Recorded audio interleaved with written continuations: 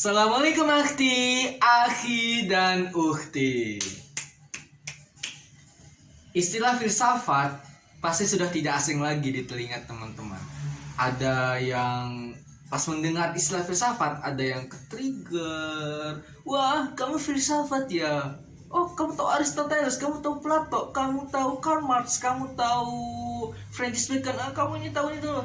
Jadi dia yang lebih tahu anjir, padahal bukan anak filsafat. Atau ada yang responnya itu yang kampret-kampret udik gitu loh.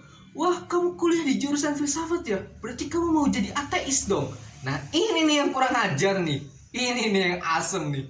Nggak tahu apa itu filsafat, lalu berbicara seolah-olah dia tahu filsafat.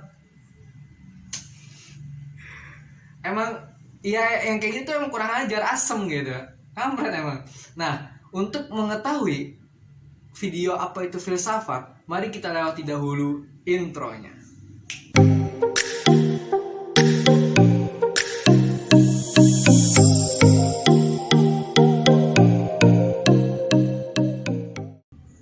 Filsafat itu apa? Apa sih filsafat itu? Kalau kata Patrick, apakah itu semacam makanan? Ya jelas bukan loh.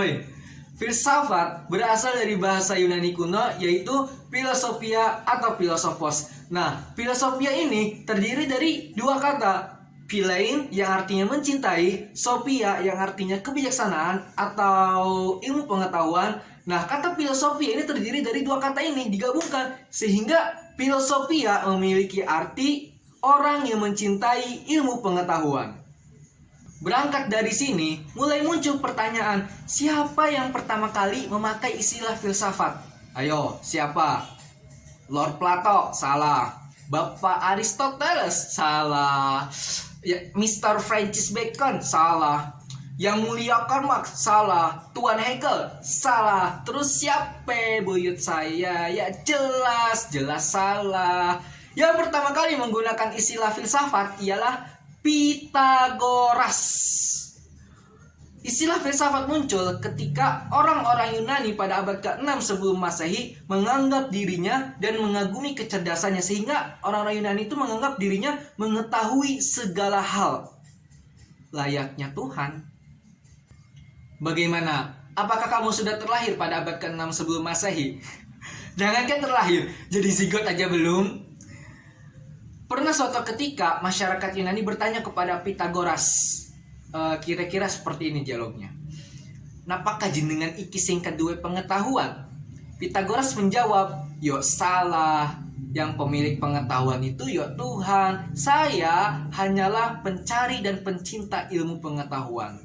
Ya kira-kira begitulah dialognya.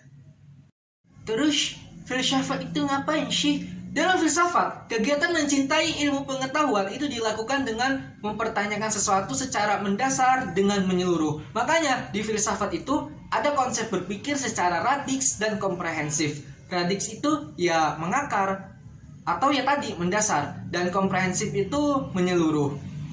Hal ini dilakukan di filsafat sebagai upaya terus-menerus mencari pengetahuan dan kebenaran. Nah, dari sini dapat ditarik, filsafat itu sebuah tanda tanya, bukan tanda seru. Pertanyaan itu muncul dari rasa ingin tahu manusia terhadap dunia dengan dirinya. Ada dua macam pertanyaan, pertanyaan sederhana dan pertanyaan serius. Pertanyaan sederhana itu kayak pertanyaan sehari-hari. Misalnya, hari ini saya makan apa ya?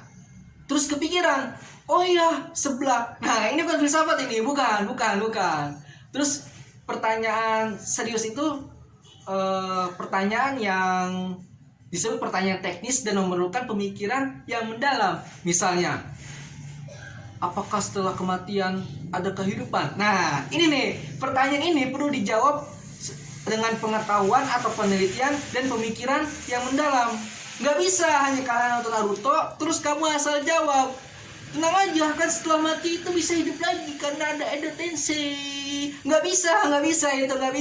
Ente pikir ente Uchiha Madara? Nggak bisa.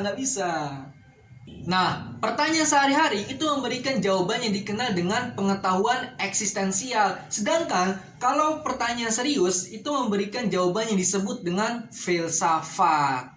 Tuh. dalam kegiatan filsafat yaitu bertanya terus menjawab itu masih dilakukan sampai sekarang, seperti ilmu-ilmu yang sudah kita pelajari di sekolah, di perkuliahan, misalnya pelajaran aritmatika, pelajaran geografi, sosiologi, pelajaran bahasa, itu hasil dari sebuah filsafatisasi. Wih, keren juga bahasa filsafatisasi. Karena dulu banget itu hanya ada ilmu pengetahuan. Lalu oleh Aristoteles dibagi-bagilah titik fokusnya agar lebih fokus. Dulu itu Aristoteles menciptakan sebuah ilmu biologis dan sebuah taksonomi. Ya, ilmu yang mirip-mirip lah sampai sekarang. Terus sampai sekarang nih terus berkembang gitu ilmu pengetahuan dan lebih luas lagi terbagi-baginya untuk menyesuaikan dengan zaman. Simpelnya begini, kegiatan di filsafat yang bertanya terus menjawab bahkan sampai sekarang itu begini. Kayak misalkan ada seorang ilmuwan, dia berpikir lalu meneliti dan menemukan suatu pengetahuan. Lalu dia merasa ini salah, lalu dia mikir lagi, teliti lagi. Terus salah, dia mikir lagi, dia teliti lagi. Lalu dia menemukan suatu pengetahuan yang dapat dijadikan sebuah teori. Lalu ada seorang ilmuwan lain yang mengatakan itu tidak tepat. Lalu ilmuwan yang menemukan teori ini mikir lagi, teliti lagi, sampai menemukan suatu pengetahuan yang benar-benar dapat dijadikan suatu patokan. Begitu, simpelnya.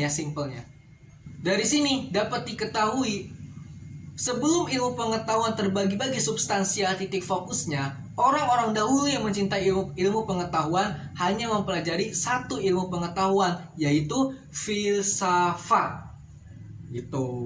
Kalau misalkan kita buat peta konsep dari ilmu pengetahuan yang sekarang kita pelajari dengan filsafat begini, kalau kita tarik ke atas itu filsafat, kalau misalkan kita tarik ke bawah itu terbagi beberapa pengetahuan yang kita pelajari sekarang kayak geografi, sosiologi, deret, ilmu bahasa, segala macam, dan masih banyak lagi. Jadi begitu kalau misalnya kita buat peta konsepnya.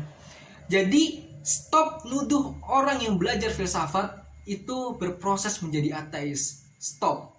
Oke, sampai sini saja video saya.